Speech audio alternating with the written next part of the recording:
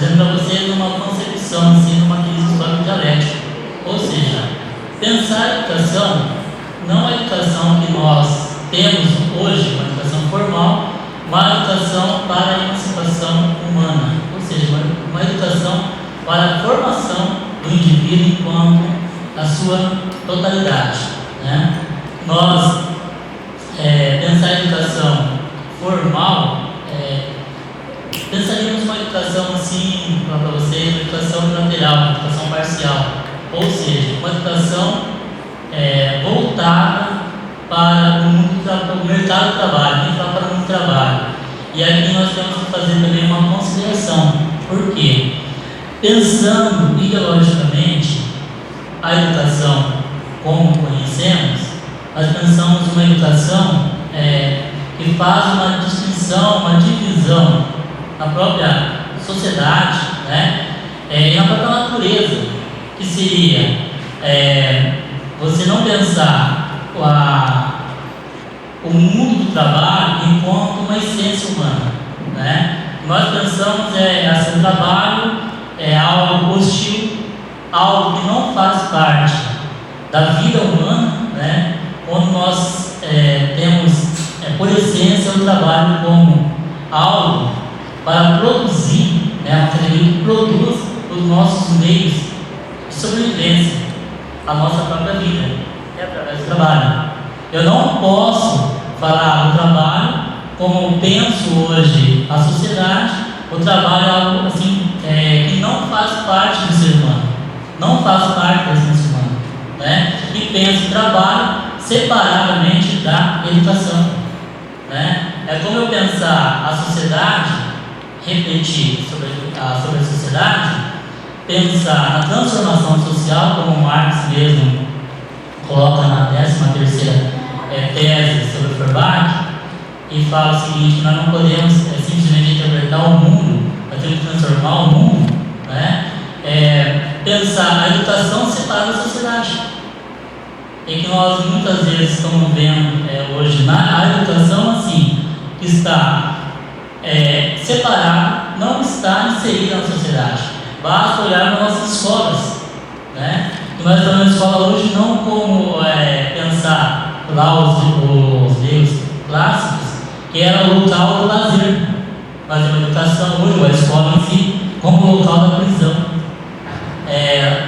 Nossos alunos sendo obrigados, né? Porque isso é imposto pela sociedade que nós vivemos, ou seja, a sociedade capitalista. E aí nós temos que pensar, como humanizados, uma educação para além do capital, para esse mundo que vivemos, né? Um mundo que eu não posso pensar já lá voltando aqui, vamos pensar um pouquinho com o Rousseau, quando ele escreve sobre a desigualdade entre os homens, né? Ou sobre quando ele escreve o nível da educação, que a educação já tínhamos que partir da igualdade para todos os seres humanos. E quando pensamos a educação no mundo capitalista, ou até antes, né, no feudalismo, ou no mundo antigo, quando se divide em classes, nós já pensamos na desigualdade. E a desigualdade parte também da educação. Quando eu verifico hoje a educação, né, para quem tem condições, ou seja, tem poder econômico, ela é muito distinta da educação para as classes, né, que não têm poder econômico. Eu falo para vocês aqui agora uma experiência que eu trago assim, comigo quando eu saí de Cascavel, fui morar em Curitiba. Chegando em Curitiba, eu fui trabalhar no Colégio Estadual do Paraná. O Colégio Estadual do Paraná, nós conhecemos historicamente que foi o Liceu Paranaense, um colégio secundarista, né? E para entrar nesse colégio ainda tem teste seletivo. Só que lá a educação, como é a educação para, falando assim, as classes dominantes, muito diferente do outra escola que eu trabalhava, que também trabalhava em Curitiba, mas na periferia, e não tinha as mesmas condições, né, que tinha no Colégio Estadual do Paraná.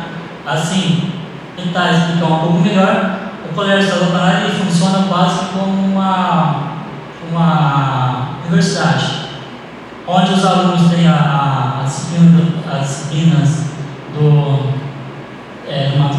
curricular comum, né, como os demais, mas ao mesmo tempo os alunos têm as escolinhas, né, que pode participar no contraturno.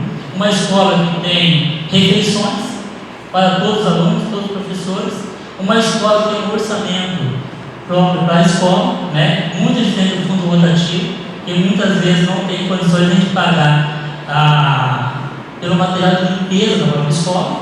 Imagine se pensar em material didático, né?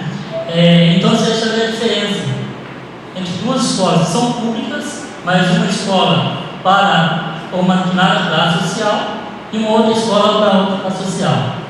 Quando eu penso lá o Rousseau, né, você já vê na educação a desigualdade social dentro da própria educação. Daí algo assim que nós, quando pensamos na educação para além do capital ou para além da sociedade que nós estamos inseridos, nós temos que pensar a educação igualitária, com qualidade para todos, né?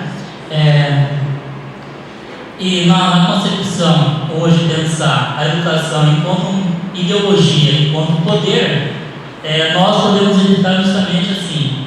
Quando eu pego professores que têm uma carga horária de 40 horas ou 32 horas de sala de aula, mas com 8 horas de aulas, poder preparar, né, sua aula para poder fazer estudos, planejamento, né?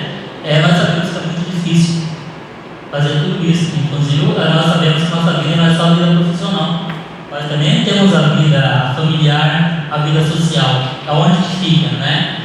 Mas pensar o mundo capitalista, ele não está preocupado com o que você vai fazer no seu momento de lazer, né? Ele quer menos momento de lazer para você repetir menos, pensar menos sobre a sociedade, né? E aí nós vemos o quê? Muitos professores, infelizmente, caem na questão de ficar somente com o livro didático. E aí já temos a questão de poder. E já temos a questão da ideologia.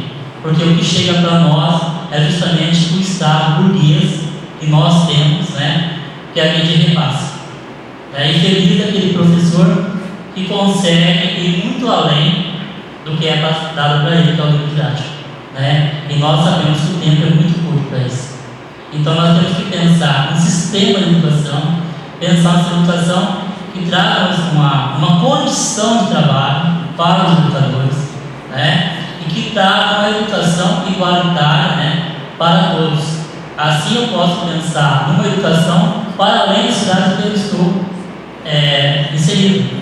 Uma sociedade que em si nós já vemos aí uma situação bastante complicada, que é a desigualdade, né? Nós vivemos num país que a desigualdade social é gritante, né? Vemos pessoas que ao mesmo tempo vivem aí, que não sem produzir, né, basicamente nada, nem um grão de arroz, e que ao mesmo tempo tem uma condição de vida muito boa, né? Um padrão de vida muito bom, e pessoas são os próprios trabalhadores, né? Trabalho na construção civil, ou trabalho em qualquer outra situação, outro emprego no Brasil, em que o seu salário, né, não tem condições de fazer de comprar um livro, na verdade.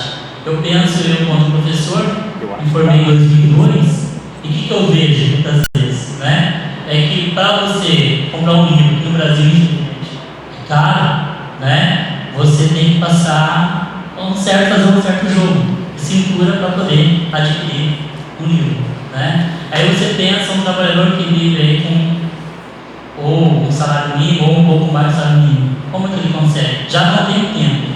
E a própria cultura, né, infelizmente, que nós temos, não de todo, vou generalizar aqui, né, que a escola, infelizmente, eu já vejo na escola isso, e não traz a cultura da leitura.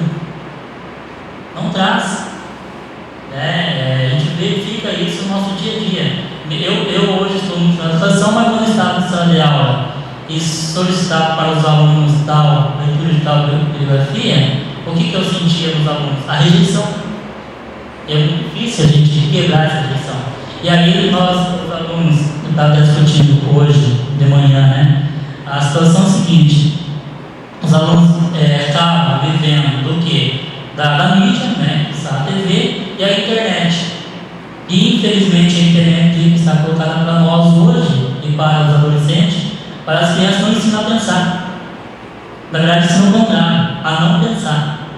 Né? E você não pensar o mundo, a nossa realidade, e a educação não ensina também você refletir sobre a realidade, ou seja, uma educação totalizante, uma educação parcial, uma educação voltada simplesmente para o mercado de trabalho, que nós estamos vendo hoje, o sistema educacional, é uma educação que você pode falar não emancipadora, uma educação que não leva você a buscar uma igualdade social. Então é isso que eu queria apresentar para vocês, né? Depois nós vamos para o debate.